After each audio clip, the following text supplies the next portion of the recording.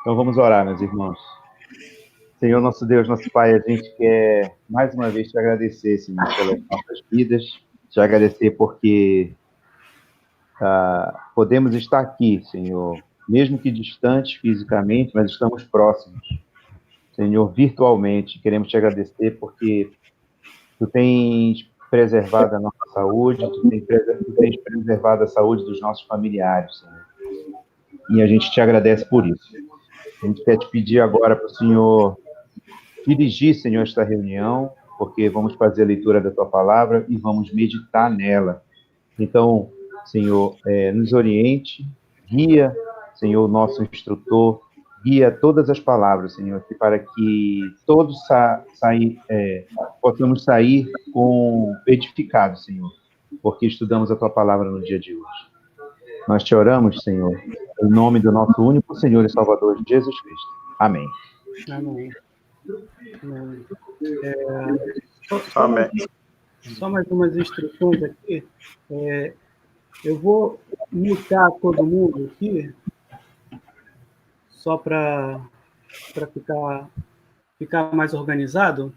Mas olha só, isso aqui é um aplicativo um pouco mais democrático do que o Zoom, né? Então, se você tiver alguma pergunta e tal, você pode fazer... Deixa eu ver aqui, alguém mandou uma mensagem no chat? Ah, tá, foi o Denilson, escreveu sobre o Zoom. Então, o que acontece? Você pode levantar a mão para o professor não perder a linha do raciocínio, é uma opção bem interessante para a gente trabalhar num pouco de organização, ou, como vocês estão mutados, já podem até testar esse recurso, que é a barra de espaço. Eu me mutei, mas agora, enquanto eu estou falando, eu estou apertando a tecla de espaço. Eu larguei ela, aí eu vou ficar mudo. Ah, gostei. Agora eu estou fazendo a mesma coisa. Entendi. Então, é um recurso bem tranquilo para que a gente possa... que nada que tiver aqui... por exemplo, às vezes eu estou aqui, aí alguém está fazendo um barulho lá fora, aí as pessoas que estão na classe não vão ser prejudicadas pelo som do fundo que tem aqui. Claro, só quando eu estiver participando. Aí eu desmuto. E o interessante é que aparece até um recurso aqui, uma janelinha, dizendo: você está querendo falar alguma coisa, aí tem que apertar a barra de espaço. É bem interessante isso. O Maurício está com a mão levantada. Eu vi, peraí. Cadê? Quer falar alguma coisa, Maurício? Will, na verdade, eu queria te perguntar antes se esse aplicativo aqui você pode compartilhar, como no Zoom, os slides. Né? Não, é porque a gente ainda não começou a aula, mas eu vou compartilhar agora. Eu vou agora mesmo, eu vou botar os slides aqui, aí a gente vai trabalhar. Deixa eu botar, compartilhar a tela.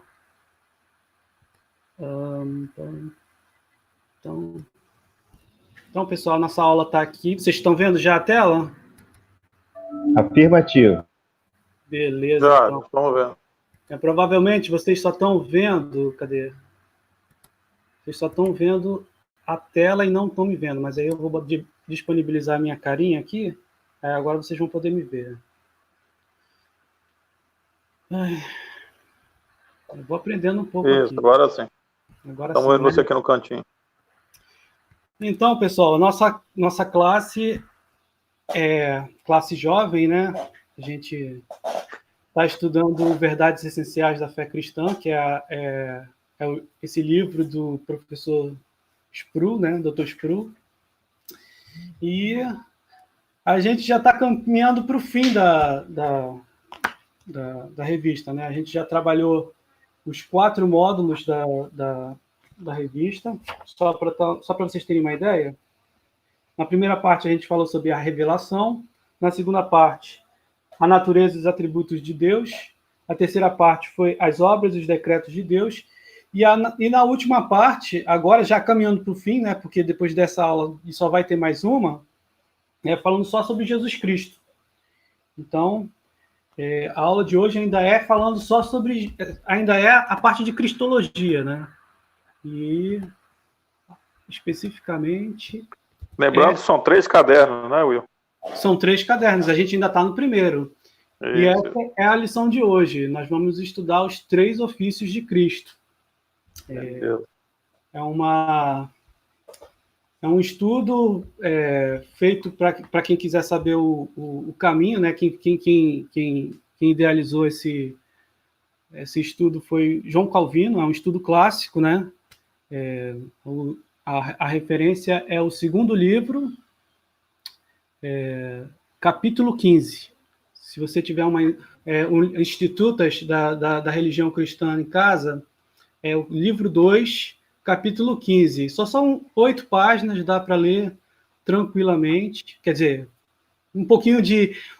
vai ter um pouquinho de trabalho, porque a linguagem não é tão fácil, né? Mas se você quiser se aprofundar nesse tema, os 3 ofícios de Cristo, é o capítulo 15 do livro 2. Então, pessoal, nós estamos aqui no PowerPoint, né? E aí vocês veem aí 3 imagens. E aí eu gostaria que alguém quem pode dizer, nesse primeiro círculo aí, quem é essa pessoa? É muito fácil, né? Quem pode dizer quem é? Moisés? É isso aí, Denilson. Moisés. Então, alguém pode... Você, Denilson, pode falar? Qual do ofício Moisés está representando no ofício de Cristo? Profeta, sacerdote e rei. Se não souber a resposta, não tem problema, não. Pela roupa aqui do primeiro, Moisés ficaria como profeta, mas é até estranho falar isso, né? Não. Porque... De modo algum. Eu acho que a gente vai falar um pouco sobre isso, mas o Moisés, a figura do Moisés, para o povo judeu, até hoje, é o maior dos profetas, né? Então, você não tem como negar isso. Moisés é o principal. Para o judeu, nem Jesus confere esse status, tá entendendo? Nem Jesus. Então, é importante a gente ver que, claro, a figura de Moisés como líder, né, o libertador de Israel, mas também é profeta. E, assim, uma coisa que tem que ficar claro na figura do profeta é porque a gente tem muito na nossa mente que o profeta é aquele que prevê o futuro, né? Que pratica a vidência, mas isso é um sentido incompleto, porque a gente pensa assim, claro que nas profecias bíblicas tem muito essa ação, né, dos profetas, mas não é só isso. O ato de denunciar o povo que não está vivendo conforme a vontade de Deus é um ato profético, é ser um profeta. Então, você vê que a característica, talvez seja até a principal, do profeta, seja anunciar para o povo a vontade de Deus e denunciar quando essa vontade não está sendo realizada. Então, e Moisés é o principal, obviamente, porque ele traz a lei de Deus, né? As tábuas da lei. Ele escreve o Torá. Então, nós temos aí a figura do principal mesmo, que traz que é o principal profeta no Antigo Testamento. Então, alguma dúvida, gente? Alguém quer falar alguma coisa? Não? Eu tinha em mente que o profeta primeiro seria Samuel, entendeu? Realmente, como foi Moisés, a gente fica meio assim, porque tem Moisés como um dos patriarcas, né? Na verdade, você vê assim, muito acúmulo de função, né, em algumas pessoas. No caso, por exemplo, Samuel é um exemplo desses. Né? Na verdade, Samuel era um profeta, né? Porque eu até estou lendo o livro de Samuel. Foi o primeiro, praticamente. Né? De Samuel, porque Samuel, depois de Juízes vem Samuel, que seria o primeiro dos profetas. Por isso que ele era um profeta, ele transmitia a mensagem de Deus, mas ele também ungia, né, os reis, né? Ele ungiu Saul, ungiu Davi. Então, ele tinha a função de sacerdote também. E aí, falando isso, na verdade, alô, oi, pode falar. Na verdade, Samuel foi o último dos juízes. Samuel foi o último dos juízes. E a característica de Moisés é a questão de trazer a palavra de Deus, né? O profeta, ele tem essa característica, que ele traz a palavra de Deus. Por isso que Moisés é considerado o maior dos profetas, porque ele que trouxe a revelação do próprio Deus. E se a gente for ler os livros, né, quando Deus foi falar com o povo, porque Deus queria falar com o povo, né, lá na montanha e tal, quando Deus foi falar com o povo, a voz de Deus era algo tão terrível, tão tremenda, que o povo pediu para que Deus falasse exclusivamente através de Moisés, e Moisés transmitisse para o povo. O povo ficou com medo da voz de Deus, né? Tamanha é o poder desse Deus, né? Perfeito, perfeito. Obrigado pela contribuição, Maurício. E esse segundo círculo aqui, do lado direito, quem pode dizer, vamos dizer assim, quem pode dar um chute, porque já ficou evidenciado que é um sacerdote, mas assim, quem vocês acham que é essa pessoa? Eu acho que é Arão. Perfeito. Primeiro sacerdote. Por quê? Ele foi, eu acho, o primeiro, né? Foi instituído. Exatamente. Quando a gente fala de Deus, né? Exatamente. Quando a gente fala de sacerdócio na nação de Israel, nós vemos ali a figura do sacerdócio sendo instituído por Arão, né? O irmão de Moisés, por Arão. Então, o que acontece no sacerdócio? O sacerdócio é a maneira de representar o povo numa pessoa que era da tribo de Levi. Então, nós vemos aí o primeiro sacerdote, né, o primeiro sumo sacerdote, que é Arão, e aí os seguintes vão sendo descendentes de Arão, né? Então, você vê aí, nós já falamos, profeta, Moisés, sacerdote, Arão, e esse último, quem é? É fácil, hein? Davi. Então, é isso mesmo, Denilson. É Davi, né? Que você vê. Ali, assim, muito discretamente tem uma coroa na cabeça dele e uma harpa, né? Uma harpa que mostra que ele era um músico, né? Porque além de ser rei, ele era um salmista, né? Dentre todo o repertório do livro de Salmos, uma porção muito grande são salmos davídicos. Então, a gente percebe que eu estou vendo a minha voz vazando, só um minutinho. Acho que alguém está com o microfone aberto. Botei rapidinho aqui, tá, gente? Alguma dúvida? Alguém tem alguma dúvida? Não?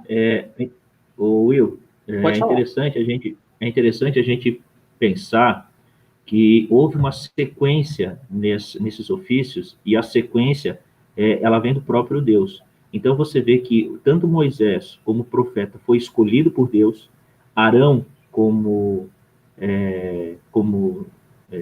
ele foi escolhido por Deus também, mas houve uma quebra nessa escolha, né, sacerdote, né? Ele foi escolhido por Deus, e houve uma quebra nessa escolha quando o povo escolheu o seu rei, né? E aí houve o que houve, mas aí Deus retoma, né, escolhendo então Davi para ter esses três elementos, né, como vontade divina.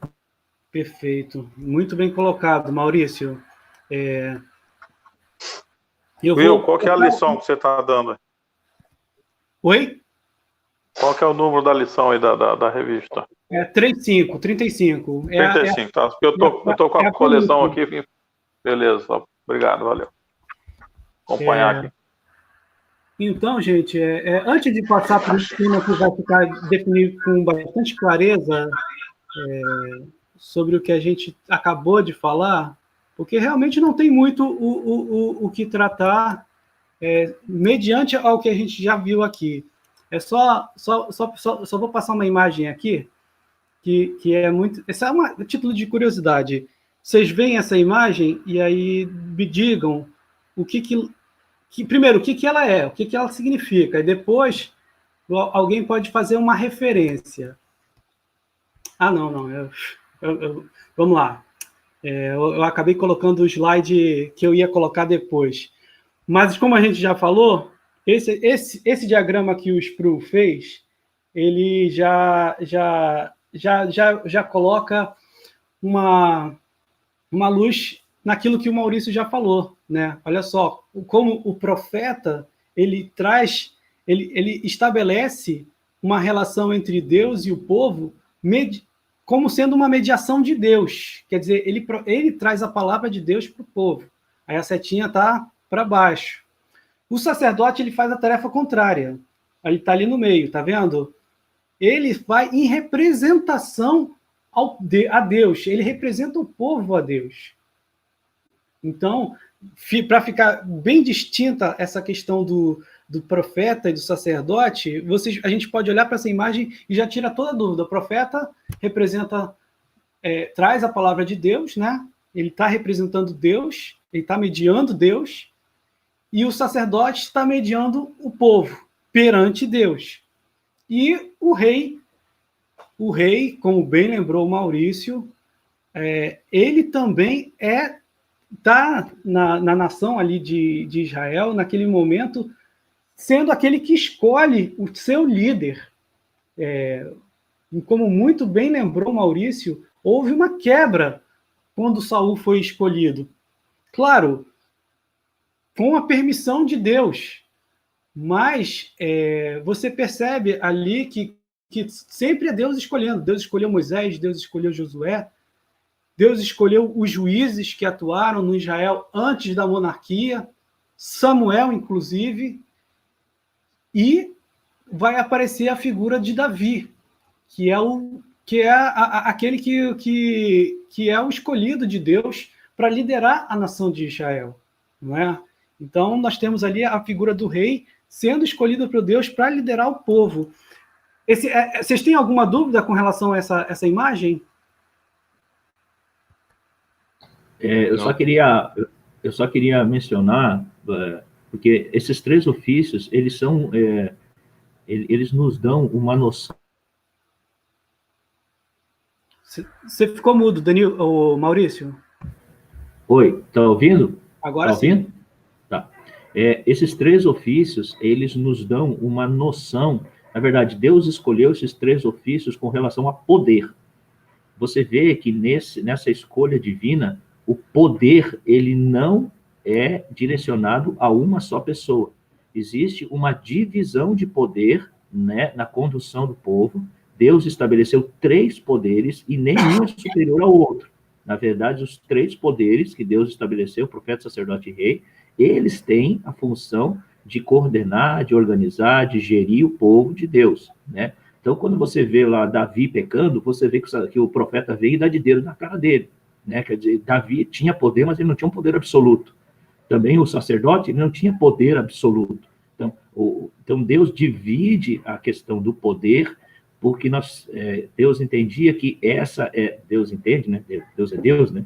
Que o poder corrompe o povo. E engraçado que todas as outras nações circunvizinhas, todas elas tinham o rei como aquele que tinha o poder absoluto para julgar, subjugar o seu povo.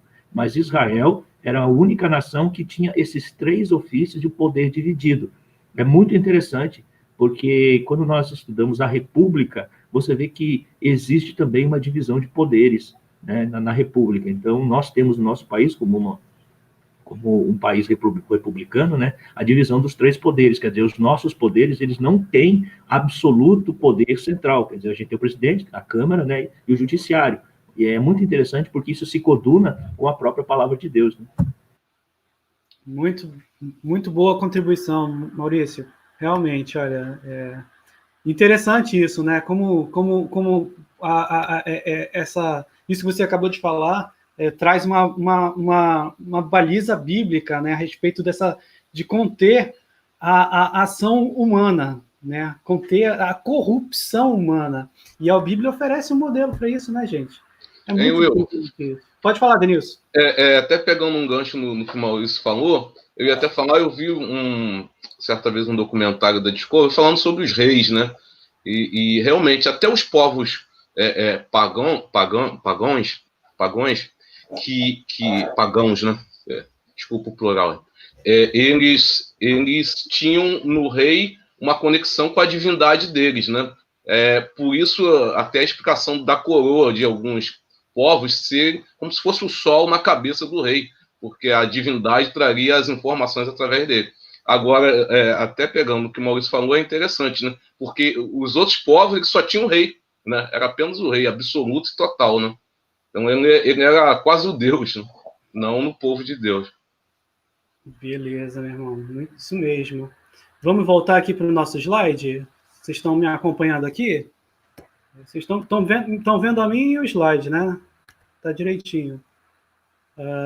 Deixa eu passar aqui. Agora que vem a brincadeira que eu fiz aqui. Eu queria que vocês dissessem, quem conhecer, obviamente. Quem não conhecer, a gente vai caminhando junto aqui. Essa imagem aqui que eu queria compartilhar. Quem é essa pessoa? Alguém sabe dizer?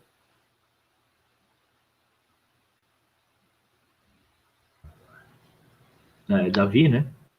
Isso. É verdade, é Davi.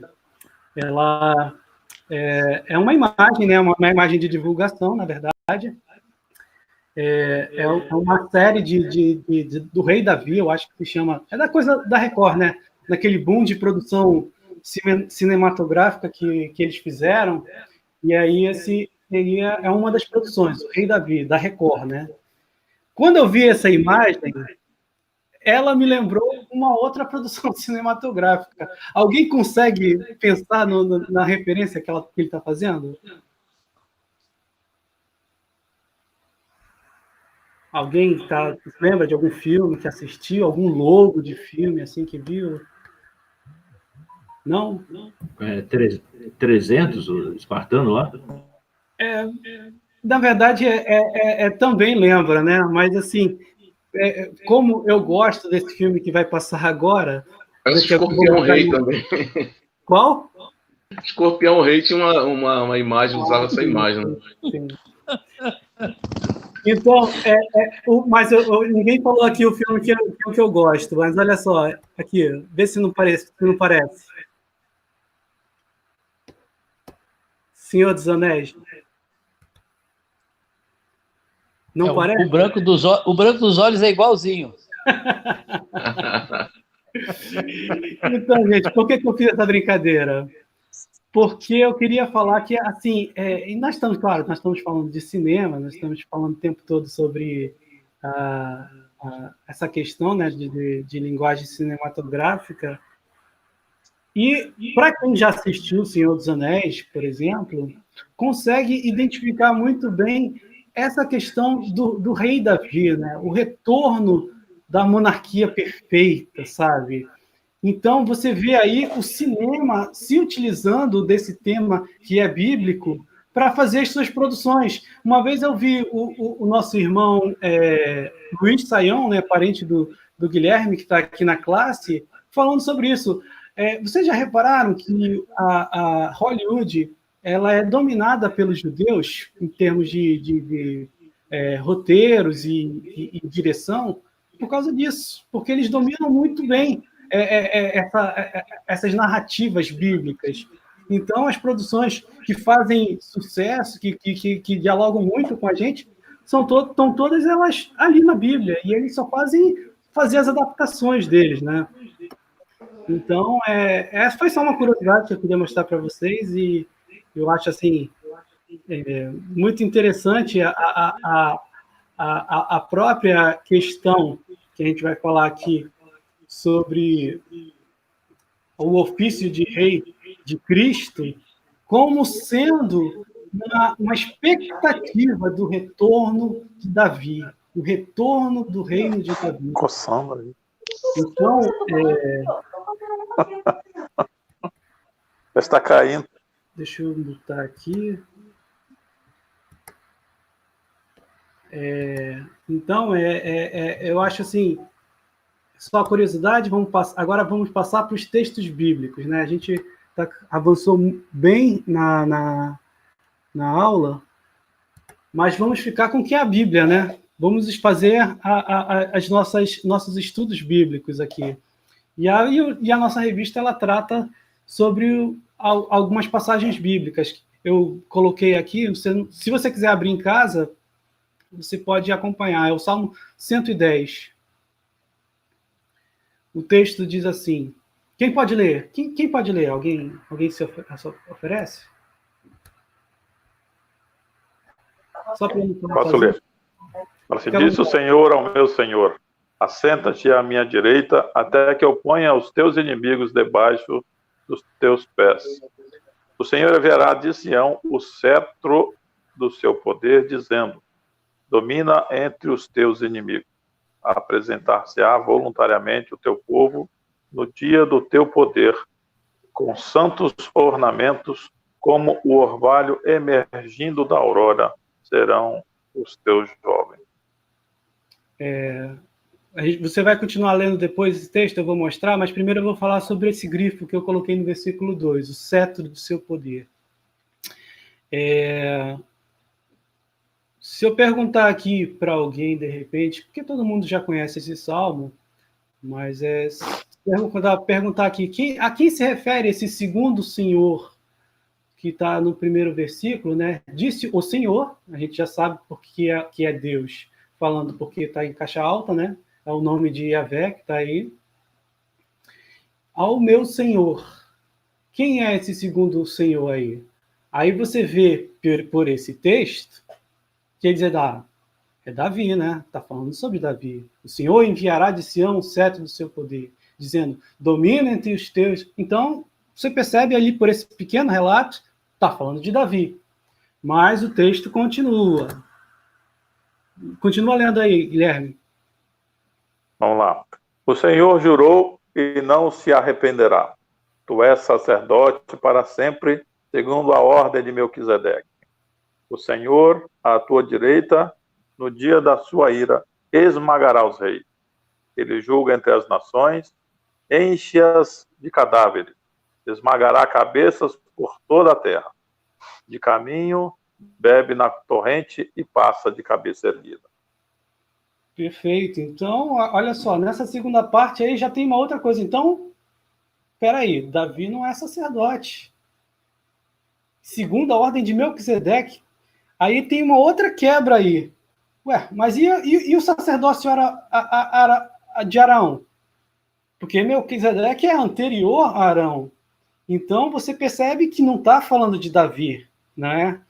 E é muito interessante isso. Então, meus irmãos, nós estamos diante de um salmo profético que está falando a respeito de Cristo, que está apontando para a vinda desse verdadeiro rei e verdadeiro sacerdote, não é mesmo? A gente vai continuar lendo aqui. Alguém tem algum posicionamento? Não? Vamos continuar lendo a Bíblia, então, gente. Isaías 42, de 1 a 4. Quem pode ler essa passagem? Posso ler.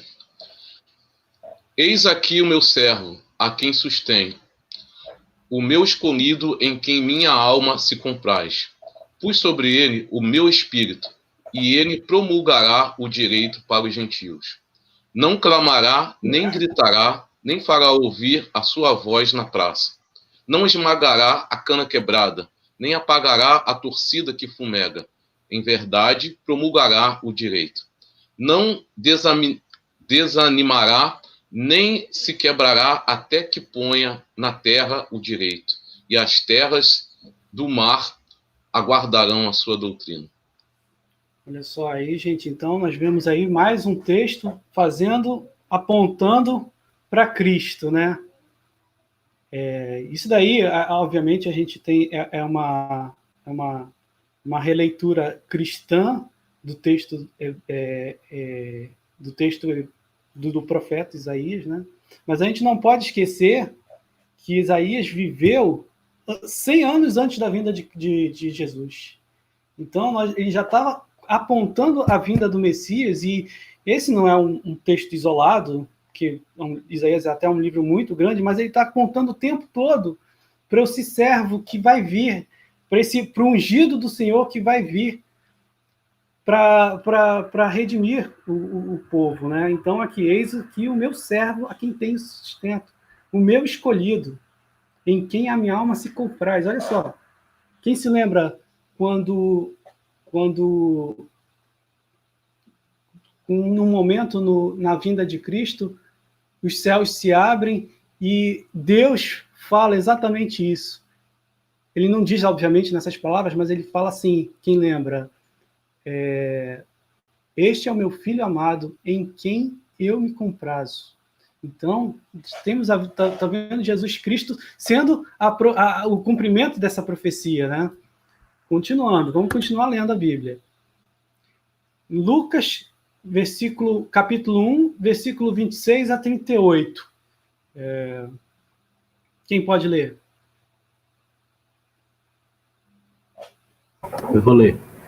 No 6º mês, foi o anjo Gabriel enviado da parte de Deus para uma cidade da Galiléia chamada Nazaré, a uma virgem desposada com certo homem da casa de Davi, cujo nome era José.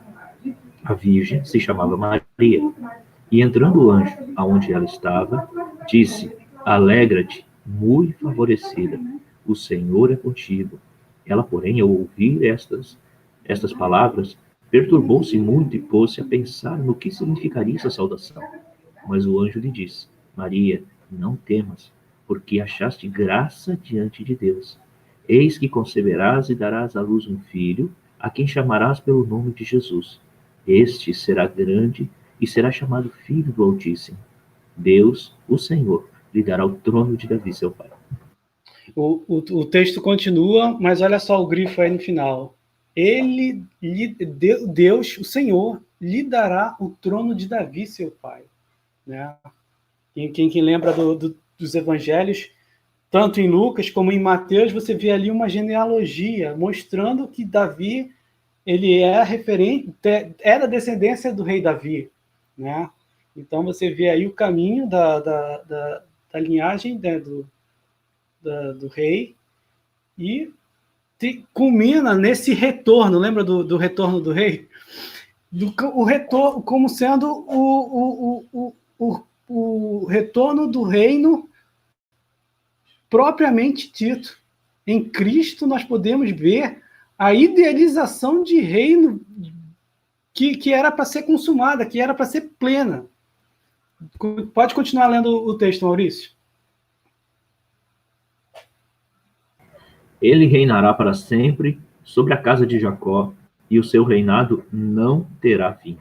Então disse Maria ao anjo: Como será isso, pois não tenho relação com homem algum? Respondeu-lhe o anjo: Descerá sobre ti o Espírito Santo, e o poder do Altíssimo te envolverá com a sua sombra. Por isso, também o ente santo que há de nascer será chamado Filho de Deus. E Isabel, tua parenta, igualmente concebeu um filho na sua velhice, sendo este já o 6º mês para aquela que dizia ser estéril, porque para Deus não haverá impossível em todas suas promessas. Então disse Maria: Aqui está a serva do Senhor, que se cumpra em mim conforme a tua palavra. E o anjo se ausentou dela. Aqui, nesse segundo trecho do texto, o que tem que ficar enfatizado é esse versículo 37, né? Porque para Deus não haverá impossíveis em todas as suas promessas. Então, pessoal, Jesus é a plenitude daquilo que tinha sido iniciado desde lá do Gênesis, desde a época da queda.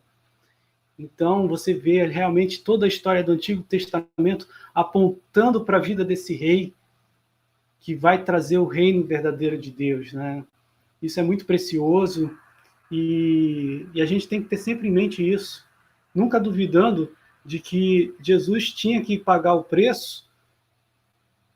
Ele é o Filho de Deus e ele representa a humanidade. Tudo isso acontece por causa da vontade e da graça de Deus, né? Vamos continuar lendo aqui. Quem pode ler agora? Atos 3, versículo 17 a 26.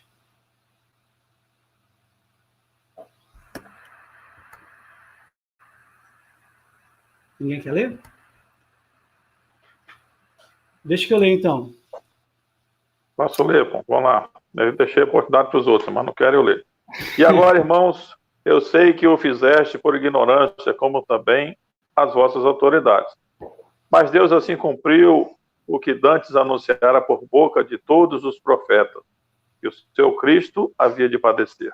Arrependei-vos, pois, e convertei-vos para serem cancelados os vossos pecados, a fim de que, da presença do Senhor, venham tempos de refrigério, e que envie ele o Cristo, que já foi designado Jesus, o qual é necessário que o céu receba até aos tempos da restauração de todas as coisas, de que Deus falou aí não dá para ler mais. Ah, é por causa da minha foto, desculpa, eu vou tirar agora. Não deu para ver aqui. Porque Deus falou por intermédio dos seus santos profetas desde a antiguidade. Foi só subir a tela um pouquinho, porque estava aqui as minhas coisinhas em cima. Eu pensei que era a imagem da minha... Não. Os meus negocinhos aqui embaixo do celular, que estava atrapalhando, mas subir a tela, deu para ler. Pode continuar. Aprendendo. Versículo 22. Vamos lá. 22. Disse, na verdade, Moisés, o Senhor Deus vos suscitará dentre vossos irmãos um profeta semelhante a mim. A ele ouvireis em tudo quanto vos disser. Acontecerá que toda alma que não ouvir a este profeta será exterminada do meio do povo. E todos os profetas, a começar com Samuel, assim como todos quantos depois falaram, também anunciaram estes dias. Vós sois os filhos dos profetas e da aliança que Deus estabeleceu com vossos pais, dizendo a Abraão, na tua descendência serão abençoadas todas as nações da terra. Tendo Deus ressuscitado o seu servo, enviou primeiramente a vós outros para vos abençoar, no sentido de que cada um se aparte das suas perversidades. Então, gente, você percebe aí já uma explicação maior de tudo isso que a gente está falando, né? Então, eu acho que eu não preciso nem falar. Alguém quer falar mais alguma coisa? Eu ia falar que no início, mas não sei quem que falou, que Samuel seria o primeiro juiz, né? Aqui estão vendo ele como profeta também. A todos os profetas, a começar com Samuel. Quer dizer, além de juiz, ele era profeta também. Exatamente. Na verdade, Guilherme, ele foi o último dos juízes, e só que na época dos juízes acontecia, assim, era diferente a classificação de profetas, entendeu?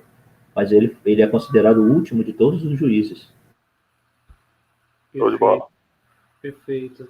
Deixa eu só voltar aqui. Eu acho que tem mais um texto bíblico para a gente tratar. Fiquem à vontade, gente. Qualquer compartilhar ideia. Eu estou achando esse Jitsi aqui melhor para a gente conversar sobre isso, torna a aula até mais dinâmica do que o Zoom, porque o Zoom, quando a gente muta as pessoas, aí fica todo mundo em silêncio, aí só libera o som quando eu aciono. E aí eu acho que acaba perdendo a ideia quando a gente, de repente, avança demais o tempo da pausa para chamar as pessoas, aí acaba perdendo um pouco a ideia de qualquer dúvida ou qualquer colocação que queira.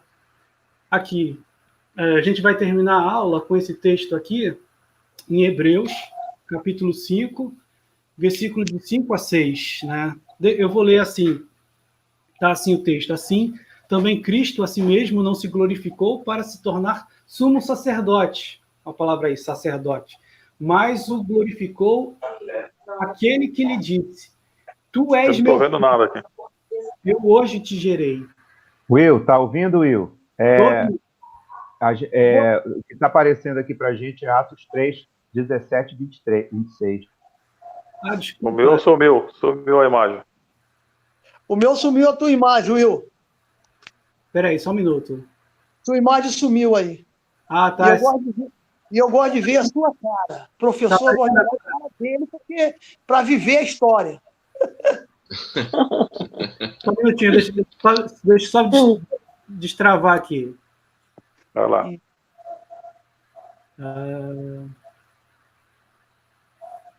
Vocês estão vendo agora? Ainda.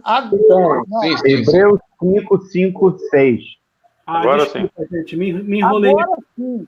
Agora sim, né? Então, eu vou ler de novo. Desculpa, gente. Desculpa, falha Obrigado, técnica. não. Vai, Paulo. Assim, também Cristo a si mesmo não se glorificou para se tornar sumo sacerdote, mas o glorificou aquele que lhe disse: Tu és meu filho, eu hoje te gerei. Como em outro lugar também diz: Tu és sacerdote para sempre, segundo a ordem de Melquisedeque. Olha aí a explicação, né, do sacerdócio de Melquisedeque na pessoa de Cristo, né? Então, nós temos aí o autor já trabalhando a significação da pessoa de Cristo, associando ao sacerdócio verdadeiro e definitivo. E, para encerrar, eu só queria deixar bem pontuado essa questão dos 3 ofícios. Nós vemos em Cristo a pessoa do profeta como aquele que traz a mensagem de Deus. Lembrem do gráfico, ele trazendo a vontade de Deus, e não somente trazendo a palavra de Deus, como sendo a profecia também. Vocês lembrem, há diversas profecias no Antigo Testamento apontando Cristo, o profeta semelhante a Moisés, o profeta que vai... A profecia do Antigo Testamento toda em função do Antigo Testamento. Sacerdócio é mais fácil de ver, né? Porque no sacerdócio de Cristo nós vemos que ele é tanto sacerdote, que é aquele que oferece o sacrifício em função das nossas vidas, como ele também é a própria oferta, né? Então você vê a plenitude do ofício de sacerdote em Cristo. Porque no Antigo Testamento o que acontecia? O sacerdote imolava o cordeiro, o animal, para a redenção dos pecados, mas era apenas um espelho daquilo que viria, né? E o reinado de Cristo, o senhorio de Cristo, a idealização de que Deus tem o seu povo, que tem o seu reinado aqui na Terra, onde o principal não é o rei Davi, é o Senhor Jesus Cristo. Ficou claro, gente? Vocês Ficou claro. Eu só queria salientar, assim, aí falou que Moisés, viria um outro semelhante a mim, né? Achei muita pretensão de Moisés querer se comparar a Cristo. Filho de Deus, o próprio Deus encarnado, né? Porque lembrem bem, Moisés era um profeta também, né? Ele não era só o libertador de Israel. Então, a profecia dele foi assim: virá um profeta semelhante a mim. Então, claro, a gente sabe que é muito superior a ele, né? Não é semelhante, é muito superior. Mas é o que se tinha na época, né? Ou seja, na verdade, Jesus, aquele que veio rasgar o véu de cima a baixo, ele vai aparecer muito depois, e era o que se tinha na época, era o que Deus tinha para usar na época. Eram os sacerdotes e os sumos sacerdotes. Então aparece. Ele fala com essa convicção, não é que ele se sentia maior, é porque, na verdade, não existia. A gente... Exatamente. E uma coisa que tem que ficar claro, Carlinhos, você estava falando, desculpa, continua. Não, pode falar, era só isso. Então, uma coisa que tem que ficar claro para quem entende um pouco sobre as Escrituras, eu já vou dar a palavra para o Maurício, que pediu, que é a questão da revelação progressiva da palavra de Deus. Então, você vê ali que, assim, ali na palavra de Moisés, na profecia de Moisés, não é a palavra final. Você tem ali um primeiro contato de que virá um profeta, que naquele momento vai ser atribuída a mesma importância que o povo de Israel dá a Moisés, vai dar a esse profeta, tá entendendo? Então, ali é um primeiro contato, mas Moisés não é o único que faz isso. E vários outros, ao longo do Antigo Testamento, vão falando e a gente vai incrementando o significado dessa profecia. Pode falar mesmo, Maurício. Por isso, desculpa, Maurício. Por isso que a palavra encaixada aí, a palavra que aparece naquilo que eu estou levantando, a palavra progressiva, ou seja, era um progresso dos propósitos do próprio Deus, propósito esse que encaixa bem a palavra progressista, ou seja, a progressão dos tempos, e nós vamos ver mais coisas na frente, sem mudar a figura de Jesus Cristo, daquele que veio mudar toda a história, mudar toda a história de verdade, a gente vai ver que mais coisas vão acontecer que está sendo progressiva, ou seja, Deus, hora nenhuma, age assim. A partir desse momento, pá, vai ser assim. Fala, Maurício! Na verdade, meus irmãos, eu creio que essa comparação entre Moisés e Cristo é um pouco mais simples. Na verdade, essa comparação é quanto à mensagem vinda da parte de Deus. Os únicos que falaram com Deus face a face foram Moisés e Cristo Jesus, né? Em toda a revelação bíblica, você não tem nenhum outro homem que tem essa revelação face a face com Deus. Então, nesse ponto, Jesus é igual a Moisés, sim. Ele fala face a face com Deus, né? Então, vai vir um outro que, como eu, fala face a face com Deus, né? Uma outra coisa muito interessante, se a gente lembrar lá dos primeiros slides que o Will colocou, quando a gente falou de poder, o poder que emana de Deus sobre o seu povo, ele era totalmente dividido, para que nenhum tivesse o poder absoluto. Lembra disso? Agora, em Cristo, existe a conversão do poder em poder absoluto a Cristo, né? Cristo, agora sim, ele terá nas suas mãos, né, ele tem nas suas mãos todo o poder. Jesus falou que me foi dado todo o poder, né, nos céus, na terra, né? Então, agora, em Cristo Jesus, se atenua, né, todo o poder de Deus para a salvação, para o reinado, né, para a profecia em Cristo Jesus. Agora, Deus elimina a questão dos poderes divididos e converte isso tudo na pessoa de Cristo Jesus. Perfeito. Obrigado. Muito, muito boa observação, Maurício. Muito boa. Excelente. Agora eu entendi que é com relação, então, ao falar com Deus. Aí, Jesus é semelhante a ele, a Moisés. Ok. Muito bom. Gostei. Muito legal, Maurício. Valeu. E na transfiguração eles se encontram. A gente leu na semana passada. Quem lembra da aula que a gente teve, né, da glória de Jesus, lembra daquela imagem, né, de Jesus ali e Moisés e Elias, né, do lado, né? Muito interessante isso. Bom, gente... Uma outra coisa interessante na lição, outra coisa interessante na lição, que você mencionou muito bem, foi a questão de Calvino, né? Que Calvino é que começa a escrever sobre esses 3 ofícios, né? Poxa, mas os 3 ofícios sempre estiveram nas Escrituras. Por que só Calvino que começa a falar sobre isso? Você não tem lá os pais da igreja falando, você não vai ver isso na história antiga da igreja. Só em 1500, né? Então, 1500 anos depois de Jesus é que a gente começa a observar, através de Calvino, essa perspectiva dos 3 ofícios de Cristo, mesmo estando nas Escrituras, né? E é interessante porque aí sim você consegue observar que a revelação bíblica, ela é progressiva, quer dizer, até aquele período, Deus não mostrou a ninguém, né, esses 3 ofícios em Cristo Jesus. E é em Calvino que começa essa discussão, e depois 1 milhão de gente começou a escrever sobre isso, né? Perfeito. Muito, muito bem pontuado. Agora, uma curiosidade... Will, a gente teve até um estudo sobre o Islã, né? Para o Islã, Jesus também é um profeta, né? Tu vê como numa dimensão completamente diferente do que a gente falou agora. Ele é um profeta e a segunda eles dizem até no final dos tempos, quando vier, vai ter um outro profeta que vai ter maior destaque que Jesus, né? Então tu vê o tipo de profeta que eles consideram que Jesus é. Né? Não nessa perspectiva bíblica, né, completa. Né? É curioso isso que você mencionou, Denilson, porque, assim, existem vários relatos de pessoas que vieram a Cristo lendo o Corão.